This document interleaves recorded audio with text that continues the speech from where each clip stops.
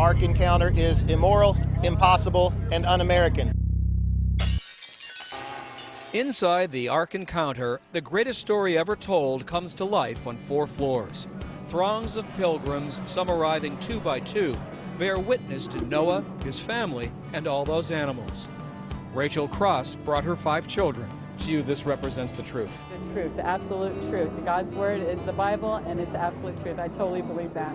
This timber frame ark is rectangular and enormous. 7 stories tall, almost 2 football fields long. Its dimensions straight from the pages of Genesis. It's meant to make a statement that Christians can build a major attraction like this.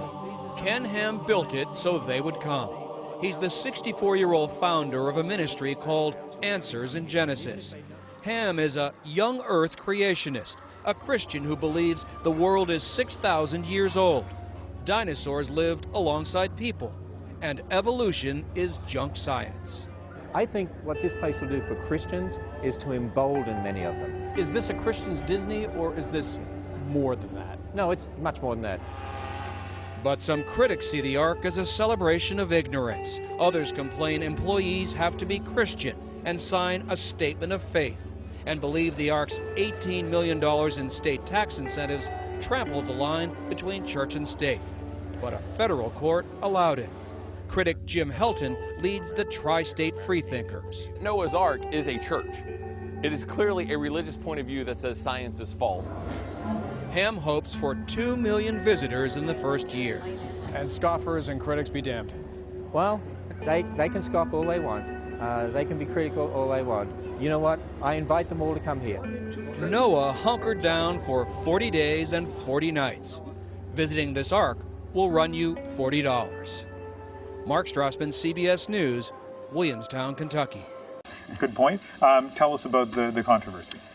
So, a lot of people saying this is a church, this is not a museum. The purpose of this is to discredit evolution, and it's a de facto church now, and it's disseminating views from this ministry as well. That in itself is not a problem, except that they got an $18 million tax credit for building this, and so people are saying you're using state funds for something that is of secular purpose. So anyway, there was a big back and forth. By the end of it, they got this money. Bill Nye, probably one of the biggest critics of this, had something to say about that. Take a listen.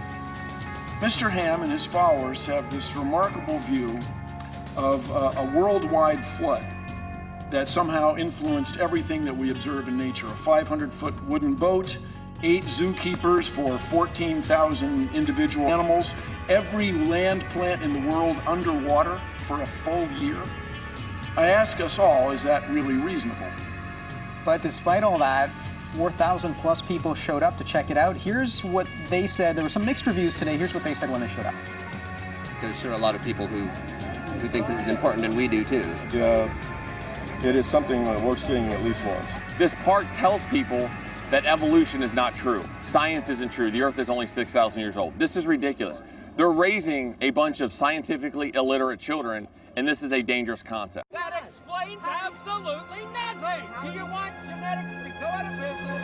No need to think. No need to think. Don't stop. Then who needs it? You've got totally 38. How do you know that? You know he's not lying. He doesn't say he belongs. You're done. You were born in the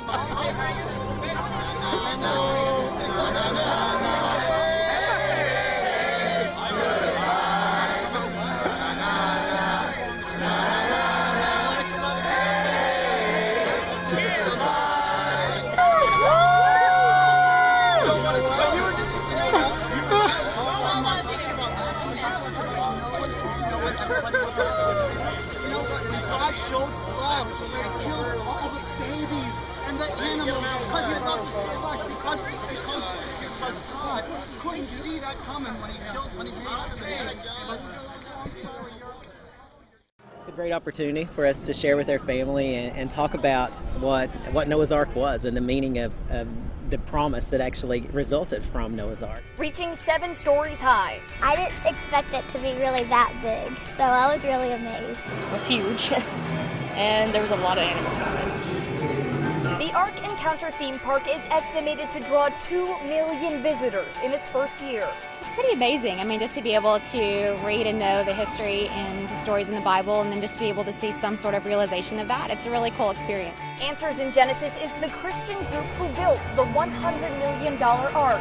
They believe it will generate $4 billion for the Commonwealth over the next decade, creating 20,000 jobs along the way. I think it's a really interesting experience for Kentucky just to have another attraction here in the state. I mean, I think it could do a lot for tourism.